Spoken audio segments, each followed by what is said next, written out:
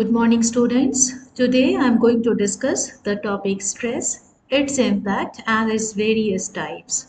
Stress is an inevitable part of modern life, but understanding its mechanisms and learning effective management strategies can transform how we respond to life's challenges. This presentation explores the science behind stress and its various forms. In its literal meaning, the term has been derived from the Latin word stringere, which means to draw tight. When we think in terms of its literal meaning, it is actually a condition that makes us tight due to stressors, whether they are physical or psychological. Now, coming to my next slide, what is stress?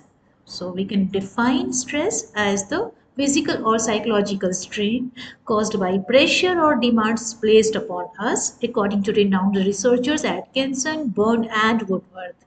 Far from being just a mental concept, stress triggers a complex cascade of biological responses that affect every system in our body. When your body encounters a stressor, it triggers two responses. First, within seconds, the sympathetic nervous system releases epinephrine and norepinephrine. These are released from adrenal medulla, which is the inner part of adrenal gland that causes immediate physical changes like increased heart rate and increased blood flow. About 10 seconds later, the HPA axis activates, providing a longer term stress response. Here, H indicates a hypothalamus, P indicates pituitary gland, and A is the adrenal gland. Now, in my next slide, we will see the stress response pathway, how this cycle works. Understanding how stress affects our body helps us recognize why management strategies are so crucial. The stress response follows a precise biological pathway that has evolved over millions of years. So, what comes first? As soon as we perceive the threat, the hypothalamus releases corticotropin releasing factor to initiate the stress response cascade. So you can see here the hypothalamus. What comes next? Then pituitary gland. As soon as pituitary gland receives the signal sent by hypothalamus, it releases adrenocorticotropic hormone into the bloodstream. You can see in this picture. So this is ACTH into the bloodstream. And then what happens? This signal goes to the adrenal gland. And adrenal cortex, which is the outer part of adrenal gland, responds to it by releasing corticosteroids affecting multiple body systems. Corticosteroid, actually, it is a cortisol, which is also called a stress hormone, and it is a type of steroid. Importantly, not all stress is harmful. Eustress motivates us and enhances performance, while distress can overwhelm our coping mechanisms and negatively impact both our motivation and health outcomes. Coming to my next slide, types of stress, understanding the spectrum on the basis of duration. There are three types of stress on the basis of duration: acute stress, episodic acute stress, and chronic stress. Acute stress, the duration is shorter. It happens quickly and fades once the situation passes. Examples can be traffic jams, upcoming deadlines, arguments with loved ones, losing one's key. Our body can handle this very well and returns to normal afterward. Second type is episodic acute stress. The duration is frequent episodes of acute stress that become a lifestyle pattern.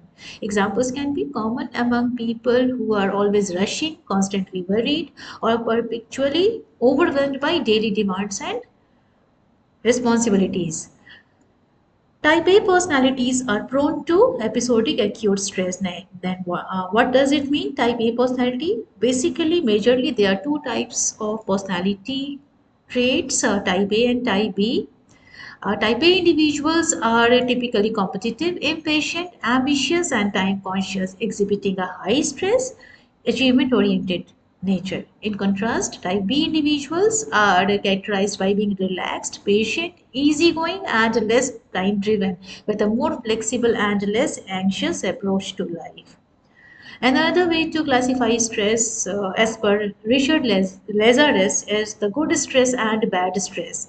Good stress is also called eustress, short-term stress that feels exciting and manageable. Examples include starting a new job, traveling, or preparing for a wedding.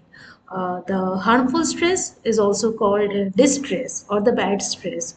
It is unpleasant, overwhelming, that feels unmanageable. Examples include job loss, relationship conflicts, or serious illness.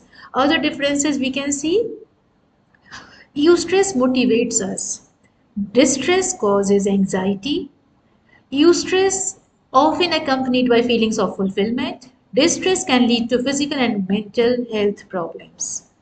Understanding types of stress, there is one more way we can classify stress.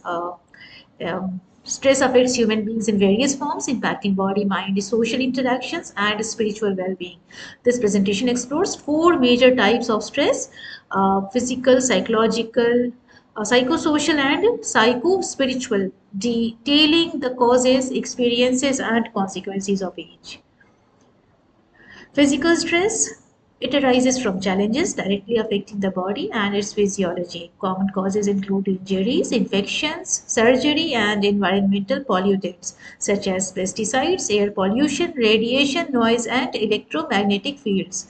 Health conditions like hypoglycemia, hormonal imbalances, and inadequate oxygen supply also contribute. Dietary factors, including nutritional deficiencies and food allergies, compound physical stress. Additionally, dental issues and substance abuse represent significant physical stressors. Another type is psychological stress. Psychological stress encompasses emotional, cognitive, and perceptual challenges. Emotional stress involves feelings like fear, anger, sadness, and grief. A person feels sadness, loneliness, and rejection after separation. Third type is psychosocial stress. It results from social interactions and community factors. It includes stress related to relationships with family, spouses, co-workers, and social isolation. Life events such as job loss, financial instability, and bereavement intensify this stress type. Another type is psycho-spiritual stress. It involves deep conflict related to values, meaning, and life purpose. Individuals experiencing this stress may perceive a mismatch between their spiritual beliefs and life circumstances, leading to feelings of emptiness and joylessness despite external successes. For example, someone may believe in divine justice but feel frustrated when life seems unfair or when good people suffer. So these different types of stress are interconnected and affect our health, physical health and mental health. Now we see psychosomatic manifestations of chronic stress. Unmanaged stress can manifest as psychosomatic or psychogenic illnesses where emotional and psychological distress presents through physical symptoms lacking clear medical causes. Common manifestations include headaches, heart palpitations, fatigue, breathing difficulties, gastrointestinal upset, anxiety, allergies, and hypertension. Coming to my next slide, we will see signs and symptoms of stress. So physical symptoms: headache, tension, chest pain, rapid heartbeat, sleep disturbances, insomnia. Insomnia is lack of sleep, unexplained weight changes, muscle aches, fatigue, digestive issues. Mental and emotional symptoms: persistent anxiety and worry, irritability, mood swings, difficulty concentrating, low motivation, racing or intrusive thoughts. Behavioral changes: social withdrawal and isolation, increased substance use, changes in eating patterns, procrastination, aggressive or restless behavior, decreased productivity. Coming to my last slide, how to control stress, taking control of stress for better health. Though this is will be included in our paper too, but in short, we can see the first what we have to do, we have to recognize the stress signals. Then we have to identify the stressors, what cause stress. Then what we do, we develop our own toolkit, build a personalized collection of stress management techniques that work for your lifestyle and preferences. then practice it consistently. Implement small daily habits that build resilience over time rather than waiting for crisis moments. And last is seek support when needed. Recognize when professional help or additional resources are necessary for optimal mental health. So this is all about stress and its various types. Thank you, students.